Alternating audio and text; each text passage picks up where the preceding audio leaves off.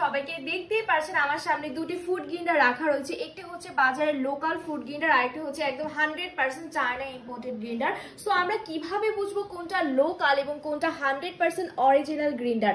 লোকালটা কিন্তু সাইজে অনেকটাই ছোট, মাত্র 8 ইঞ্চি, আর অরিজিনালটা কিন্তু 10 ইঞ্চি। সো বুঝতেই পারছেন লোকালটা কিন্তু সাইজে অনেকটা ছোট। এছাড়াও কিন্তু মশলাগুলো ব্লেন্ডিং হবে না এবং সামান্য একটু পানি পড়লে কিন্তু মোটর জ্বলে যাবে। সো কেন আমরা বাজারের লোকাল প্রোডাক্ট কিনবো? আমরা হচ্ছে এই 100% অরিজিনাল ফুড গ্রাইন্ডারটাই কিন্তু কিনতে পারি, কারণ এটাতে কিন্তু চায়না মার্ক করে দেওয়া আছে। এছাড়াও কিন্তু ফিনিশিংটা অনেকটা গ্লেসিং।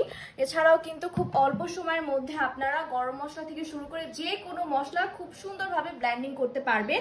গ্রাইন্ডারগুলোর কিন্তু প্যাকেজিং কিন্তু প্রায় সেম দেখতে। সো আপনারা এটার সাইজ এবং ফিনিশিং দেখে কিন্তু 100% অরিজিনাল ফুড গ্রাইন্ডারটি বেছে নেবেন। সো যারা যারা অর্ডার করতে চাচ্ছেন সবাই স্ক্রিনে দেওয়া নাম্বারে যোগাযোগ করুন, অথবা পেজে গিয়ে আপনার নাম, মোবাইল নাম্বার, ঠিকানা দিয়ে অর্ডারটি প্লেস করে ফেলুন। ধন্যবাদ।